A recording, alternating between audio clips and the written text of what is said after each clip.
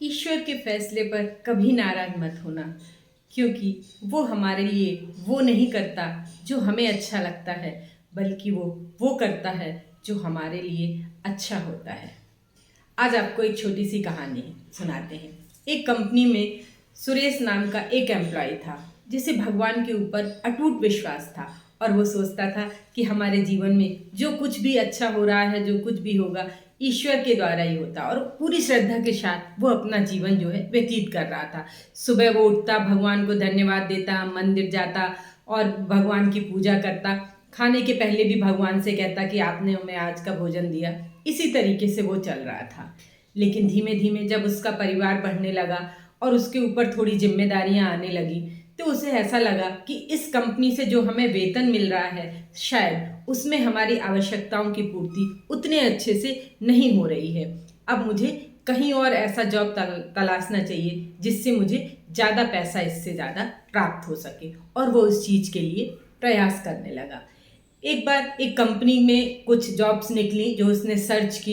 एक व्यक्ति से उसकी मुलाकात हुई और उसने कहा कि मैं तुम्हें एक बड़ी कंपनी में नौकरी लगवा दूंगा। अगले महीने की 15 तारीख को मैं तुम्हें कॉल करूंगा।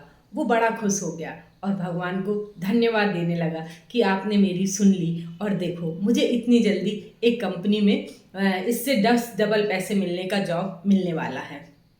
इसी खुशी में उसके वो 1 महीने कब बीत गए पता ही नहीं पड़ा। बस उसको तो इंतजार था उस 15 तारीख का। 15 तारीख आई, जो अगले दिन 15 तारीख थी। उसने रात में ही जो है सुबह 5 बजे का अलार्म लगा लिया कि वो जल्दी उठेगा, जल्दी अपनी कंपनी जाएगा। कब उस व्यक्ति का कॉल आ जाए कि उसको उससे मिलना है और वो वाली नौकरी उसके लिए पक्की हो गई। पर ये क्या था, उसने 5 बजे का अलार्म लगाया, लेकिन 5 बजे तो अलार्म बजा ही नहीं, या बजा तो वो सुन नहीं पाया। और बड़े खींचते हुए उसने देखा सुबह 7:30 बज गए थे। झंझला के उठा, उसने जल्दी जल्दी अपने घर के काम निपटाए और ऑफिस की तरफ भागा। जब वो नीचे जा रहा था और पहुंचा अपनी बाइक के पास, ये क्या था, आज तो बाइक स्टार्ट ही नहीं हो रही थी। उसने बहुत किक मारी, लेकिन बाइक स्टार्ट नहीं हुई और वो उसको वहीं छोड़ के कि कहीं ऑफिस में लेट ना हो जाए, वो जल्दी से ऑटो लेने के लिए भागा। बहुत देर तक ऑटो के लिए वो तलाश करता रहा, लेकिन एक भी ऑटो नहीं रुकी। उसको लास्टली पैदल ही अपने ऑफिस जाना पड़ा, जिससे वो काफ़ी लेट हो गया। ऑफिस पहुंचा, जैसे जैसे उसने काम निपटाया, चूंकि वो घर में लेट हो गया था, उसने कुछ खाया भी नहीं था, तो वो कैंटीन में पहुंचा, लेकिन लेट होने के कारण काम निपटाते निपटाते कैंटीन भी बंद हो गई थी। उसे बहुत गुस्सा आया। सिर्फ वहां पे एक सैंडविच बचा था, उसने वही ऑर्डर कर दिया। ये सैंडविच भी बिल्कुल अच्छा नहीं था, लेकिन उसको भूख लग रही थी। उसने जैसे तैसे वो खा के जो है अपनी भूख की जो भूख थी उसको उसने मिटाया।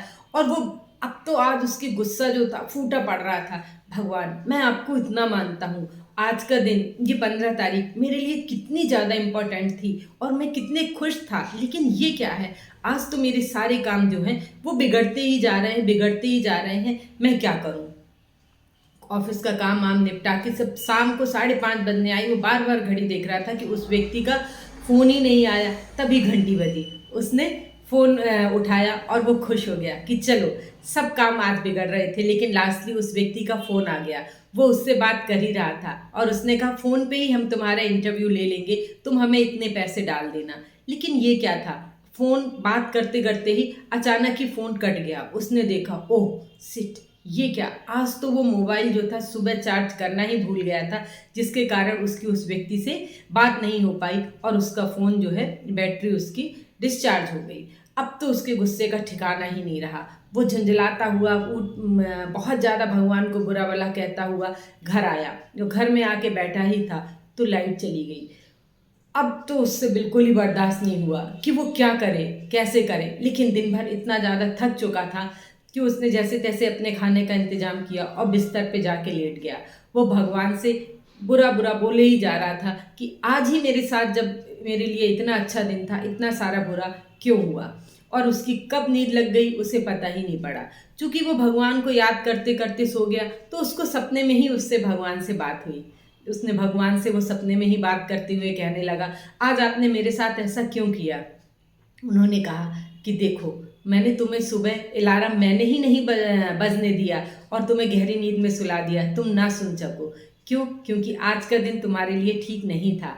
मैंने बाइक खराब कर दी क्योंकि तुम्हारे एक्सीडेंट होना था आज, इसलिए बाइक खराब होके तुम्हें लेट करा के मैंने बचा दिया। ऑटो ना मिला क्योंकि मैंने ही चाहा था अगर तुम ऑटो में बैठते या बाइक पे बैठते तो आज तुम्हें चोट लग जाती।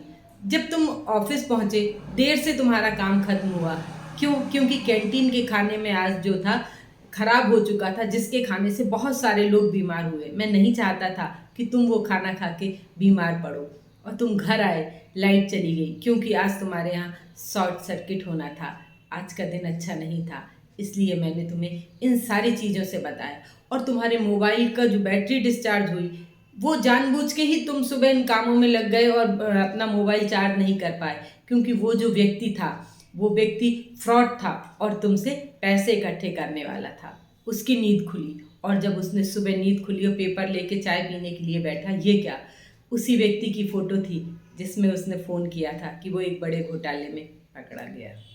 बात तो छोटी सी थी लेकिन बहुत कुछ कह गई।